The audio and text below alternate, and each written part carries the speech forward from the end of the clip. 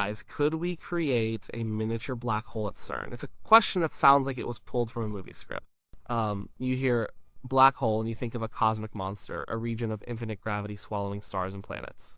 You hear CERN and you think of the Large Hadron Collider, the biggest machine ever built, smashing particles together at nearly the speed of light under the mountains of Switzerland and France. Putting those two ideas together feels dangerous. It feels like we're playing with fire. The kind of fire that could burn down the whole house. The image that comes to mind is a tiny speck of blackness appearing in a lab, and then that speck growing, pulling in the floor, the building, the entire planet, until all that's left is a new black hole orbiting the sun. So, let's get right to it. Is this a real risk, or are scientists at CERN being reckless? The short answer is no, and the long answer is a lot more interesting. It's a story about the nature of gravity, the shape of the universe, and why the safest place to test a wild idea might just be a giant particle accelerator. To really understand what's going on, we need to start with the basics. What even is a black hole? The normal kind, I mean. The kind that floats around in space. Forget all the complicated math for a second. Think about gravity. You know how it works. You throw a ball up, and it comes back down. Earth's gravity pulls it back. If you were stronger, you could throw the ball higher, but it would still come back. Now, imagine you could throw the ball so hard so fast that it never came back. It would just keep going, escaping Earth's gravitational pull entirely. That speed is called escape velocity. For Earth, it's about 7 miles per second. That's how rockets work. They push themselves fast enough to escape. A black hole is just an object where the escape velocity is faster than the speed of light. And since nothing can travel faster than the speed of light, nothing can escape. Not a rocket, not a particle, not even a beam of light. That's why it's black. Light goes in, but it can't come out. To get that kind of intense gravity, you need to do one thing. You need to pack an incredible amount of stuff into an incredibly small space. Think about the Earth. It has a lot of mass, a lot of stuff. Its gravity holds you to the ground. Now imagine you could squeeze the entire Earth down to the size of a sugar cube. The amount of stuff would be the same, but it would be packed into a tiny volume. The gravity on the surface of that sugar cube would be immense. The escape velocity would be enormous. If you squeeze it even more down to the size of a pea, the escape velocity would eventually become greater than the speed of light. At that point, you'd have a black hole. In space, this happens when a very massive star runs out of fuel at the end of its life. The outward push from its nuclear furnace stops, and gravity takes over. The star's own weight causes it to collapse inward, crushing itself into a point of unimaginable density. That's how you get a stellar mass black hole. You need the mass of a giant star to do it. So, back to CERN. The Large Hadron Collider, or LHC, is a 17-mile ring of magnets and vacuum tubes. Its job is to take tiny particles, like protons, and accelerate them to 99.9999991% of the speed of light. Then it smashes them together. It's like throwing two apples at each other with such force that they don't just bruise, they shatter into their most fundamental seeds. Scientists look at the debris from these collisions to understand the basic building blocks of the universe. When these protons collide, a huge amount of energy is released in a tiny, tiny space. And here's where Albert Einstein comes in. His famous equation, EMC2, tells us that energy and mass are two sides of the same coin. You can convert mass into energy. That's how a nuclear bomb works. You can also, in theory, convert energy into mass. So, the question becomes, could the intense concentration of energy in an LHC collision be enough to create a little bit of mass, squeezed into a small enough space, to form a tiny black hole? Under our current understanding of the universe, the answer is a flat no. Not even close. The problem is gravity. Gravity is, frankly, a surprisingly weak force. Think about it. You can pick up a paperclip with a tiny refrigerator magnet. That little magnet is overcoming the gravitational pull of the entire planet Earth. Electromagnetism, the force the magnet is using, is vastly stronger than gravity. Because gravity is so weak, you need a ridiculous amount of mass, like that of a dying star, to make it strong enough to create a black hole. The energy of the collisions at the LHC, while impressive for a machine, is minuscule on a cosmic scale.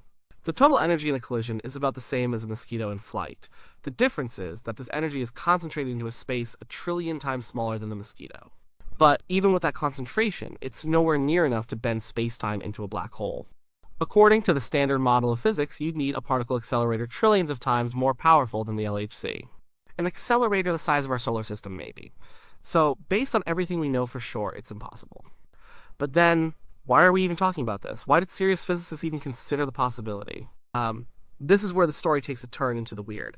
It comes from a set of ideas at the edge of theoretical physics, ideas designed to solve that very problem we just talked about, the weakness of gravity.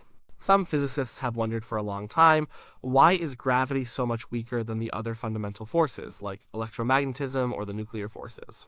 It seems odd. It's a huge discrepancy. One proposed solution is a mind-bending one. What if gravity isn't actually weak? What if it only appears weak to us? The idea is that our universe might have more than the three spatial dimensions we experience. We know length, width, and height, and we know time. That's 4 dimensions. But some theories, like string theory, suggest that there could be extra dimensions of space, curled up so small that we can't see or interact with them directly. It's a strange concept to wrap your head around. An old analogy is to think of a garden hose or a tightrope. From far away, the tightrope looks like a one-dimensional line. You can only move forward or backward along it. But if you were an ant standing on the tightrope, you would see that it has a second dimension. You could walk around its circumference. These extra dimensions could be like that, a tiny, curled-up direction that exists at every point in space, but is too small for us to perceive. So, what does this have to do with gravity? The theory goes that while most forces and particles are stuck in our three-dimensional world, which physicists sometimes call a brane, as in membrane, gravity is different. Gravity is special. It might be able to leak into these extra dimensions. If that's true, then the gravity we feel is just a fraction of its total strength. The rest of its power is spread out across these other hidden dimensions. It only seems weak to us because we're not experiencing its full effect. But if you could get two particles very, very close to each other, on a scale smaller than the size of these extra dimensions, they would feel the full, undiluted force of gravity. On that tiny scale, gravity would suddenly become incredibly strong. And if gravity becomes incredibly strong at very small distances, then you don't need the mass of a star to make a black hole anymore. The immense concentration of energy from a particle collision at the LHC might be enough. If two protons collide and they get close enough, they could feel this super strong gravity and collapse into a microscopic black hole. This was a thrilling idea for physicists, not because they wanted to create a black hole, but because finding one would be a revolutionary discovery. It would be concrete proof that these extra dimensions are real. It would change our entire understanding of the universe. It would be one of the greatest scientific achievements in history. So they started looking for them.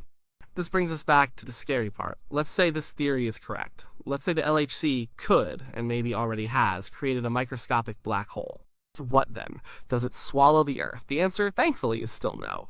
And the reason for that comes from one of the most famous physicists of all time, Stephen Hawking. For a long time, black holes were thought to be eternal prisons. Once something falls in, it can never get out. But in the 1970s, Hawking showed that this isn't quite true. When you mix the laws of gravity with the weird rules of quantum mechanics, you find that black holes are not completely black.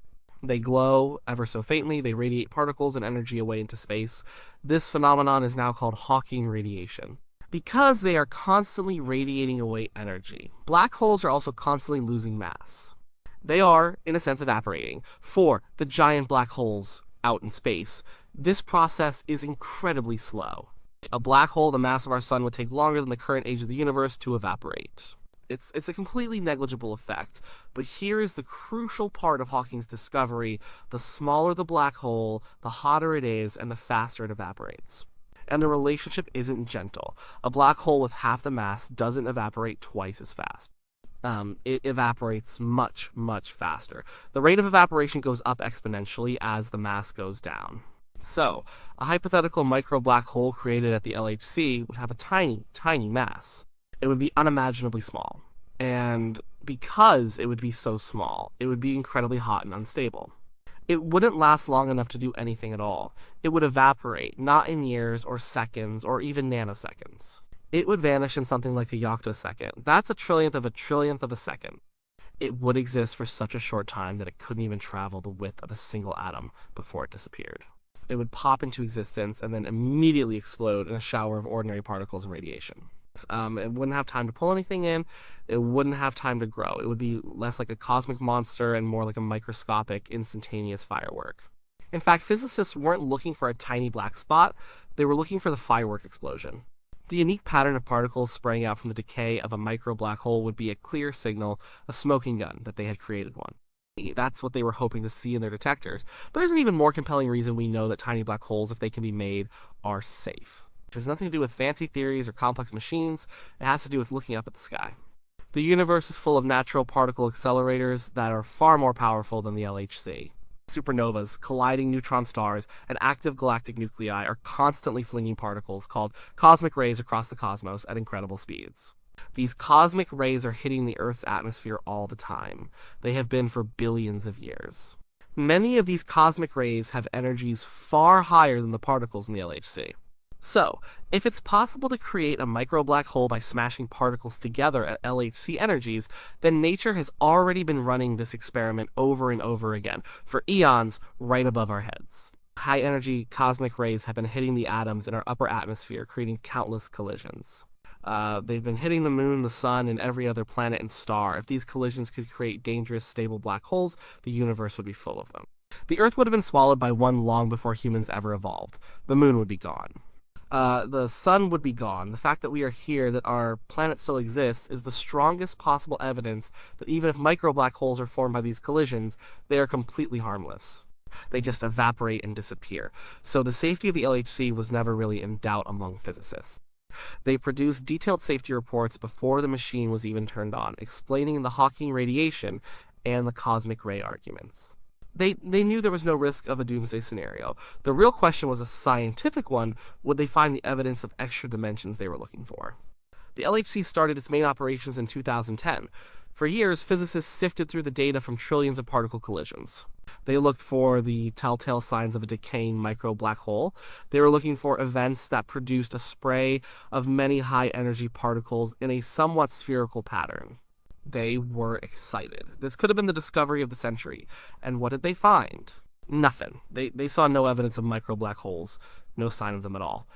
The collisions behaved exactly as predicted by the standard model of physics, the one without extra dimensions. This was, in a way, a disappointment. It didn't mean that extra dimensions don't exist. But it did mean that if they exist, they must be curled up much smaller than the theories had hoped. The LHC, as powerful as it is, wasn't powerful enough to probe distances that small to make gravity strong enough. The result of the experiment was to rule out the simplest versions of these extra-dimensional theories. That's how science works. Sometimes a null result, the act of not finding something, is just as important as finding it. It tells you where not to look. It refines your theories and pushes you to think of new ideas or new places to search. The search for micro black holes at the LHC wasn't a failure. It was a successful experiment that gave a clear answer, even if it wasn't the one everyone was hoping for. So, where does that leave us? Can CERN create a miniature black hole? The evidence we have says no. The energy is too low, at least in the universe we seem to inhabit. The theories that suggested it might be possible have been tested, and so far, they haven't held up. And what if they build a more powerful collider in the future? What if they reach energies where these effects could, in theory, kick in? The safety argument still holds. Nature has already done the experiment. Cosmic rays with even higher energies are out there, and they haven't destroyed us. Any black hole created would still be a microscopic, harmless puff of energy that vanishes instantly. The story of micro black holes at CERN is a perfect example of how science pushes boundaries. It starts with a deep question: why is gravity so weird? It leads to a wild, imaginative idea: extra dimensions of space. That idea then makes a testable prediction. We might see tiny black holes at the LHC.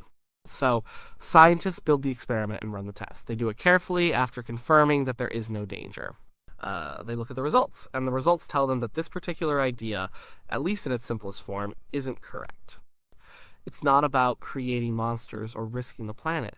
It's about a deep, fundamental curiosity. It's about trying to understand the rules of the game. The universe is a strange and beautiful place, and the only way to figure it out is to ask bold questions and then go looking for the answers, even if that search takes you to the bizarre realm of evaporating black holes and hidden dimensions. The fear comes from misunderstanding. The real story is one of wonder.